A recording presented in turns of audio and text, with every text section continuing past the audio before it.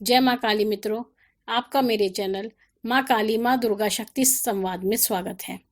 मित्रों, अगर आप मेरे चैनल पर नए हैं तो आप मेरे चैनल को सब्सक्राइब कीजिए, शेयर कीजिए, लाइक कीजिए और साथ ही नोटिफिकेशन बेल को भी प्रेस कीजिए। साथ ही आप मेरे दूसरे चैनल को भी सब्सक्राइब कीजिए, माँ काली माँ काल शक्ति उपासना। उस पर भी इसी प्रकार की वीडियो आपको प्राप्त होगी। मित्रों, आज का जो विषय है वो विषय है माता मदनन के भोग के बारे में। देखिए मित्रों, माता मदनन, माता चौराहे वाली, माता मसानी, ये एक ही माता है। जब माँ मैदान से चलती है तो माता मदनन कहलाती है। जब माँ चौगानन से चलती है तो माँ चौराहे वाली कहलाती है। जब माँ शमशान से चलती हैं तो मसानी कहलाती हैं। और जब ये गुड़गांव खेड़े से और अपने मुख्य स्थान से चलती हैं तो ये माँ शीतला कहलाती हैं। ये बहुत ही प्रचंड शक्ति हैं, बहुत ही उग्र शक्ति हैं। इसकी जानकारी मैंने आपको अपनी पिछली वीडियो में दी है। अब मैं आपको इनके भोग के बारे में जानकारी दूंगी। देखिए मित्रों, इनका जो भोग है वो खुले स्थानों पर दिया जाता है, चौराहे पर दिया जाता है, मैदानों में दिया जाता है। इनका भोग मिट्टी के बर्तन में दिया जाता है। साथ ही माता मदन के साथ माता शीतला, माता शामकोर, 5 बावरी, माता दूतनी और गुरु गोरखनाथ जी और माँ काली, बहुत लोग साथ में चलते हैं। तो इनके भोग में 2 रूप होते हैं, एक सात्विक रूप और एक तामसिक रूप। अगर आप सात्विक रूप में माँ को सिद्ध कर रहे हैं, माँ शीतला को अगर आप सिद्ध करना चाहते हैं, तो इनका जो भोग होता है वो खीर, पूरी, हलवा, चना, बताशे, मीठा पान, लौंग, इलायची, ये सब इनका भोग होता है। किंतु अगर आप माता मदनन को आप तामसिक रूप में सिद्ध कर रहे हैं तो इनका जो तामसिक भोग होता है वो होता है मुर्गा, बकरा, शराब, अंडा, सुअर। ये इनके तामसिक भोग होते हैं। जैसा कि मैंने आपको बताया है, माता मदनन 5 बावरियों के साथ चलती हैं तो इनको जो है बूरा चावल का भोग दिया जाता है और गोरखनाथ जी का रोट भी साथ में दिया जाता है, जो इनका संपूर्ण भोग अगर आप देते हैं। और माता मदनन का अगर सात्विक भोग की हम बात करते हैं तो माता मदनन का जो सात्विक भोग है वो है इलायची, लौंग, पताशे, 5 प्रकार की मिठाई, लड्डू, पान, मीठा पान, ये सब माता मदनन के सात्विक भोग है। माता मदनन को जो भोग दिया जाता है वो मंगल और शनिवार को दिया जाता है और इनका भोग चौराहे पर दिया जाता है। और चौराहा भी वो ऐसा होना चाहिए जो शांत चौराहा होता है, उस पर कोई आने जाने वाले लोग कम हो। ये ना हो कि ज़्यादा ट्रैफिक हो, आप भोग दे रही हैं और इधर से गाड़ी आ रही है, उधर से बाइक आ रही है। नहीं, इस तरह का नहीं होना चाहिए। वो चौराहा सुनसान होना चाहिए। और इस तरह के चौराहे जो हैं शहर में मिलने तो बहुत मुश्किल ही होते हैं। गांव में ऐसे चौराहे बहुत होते हैं।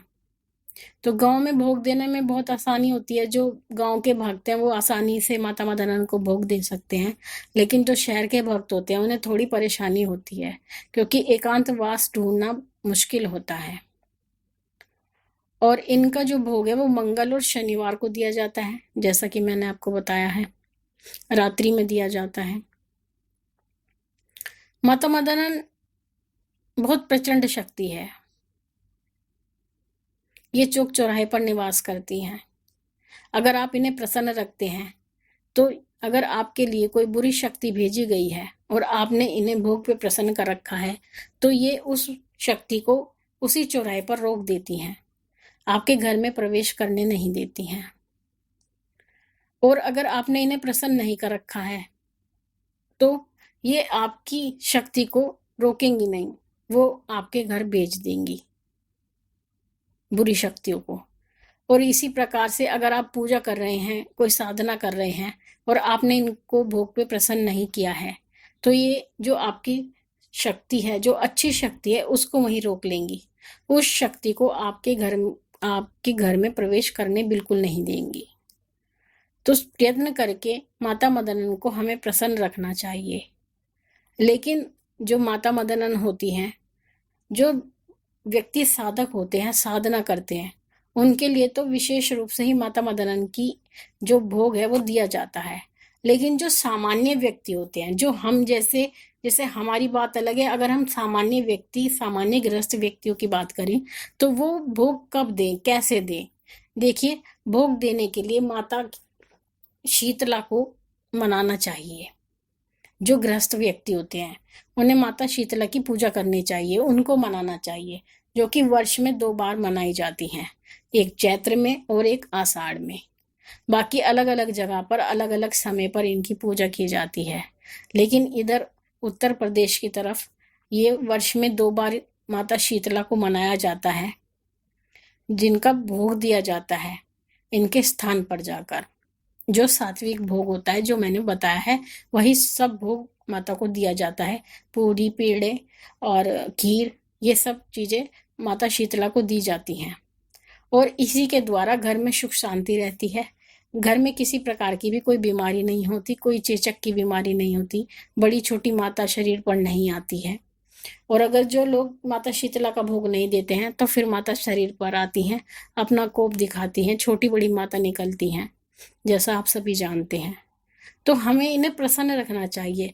एक गृहस्थ व्यक्ति को बहुत चीजें करनी पड़ती हैं अपने घर में सुख शांति बनाए रखने के लिए। अगर आप कुछ भी नहीं करेंगे तो आप कहीं ना कहीं परेशानियों से घिरे रहेंगे।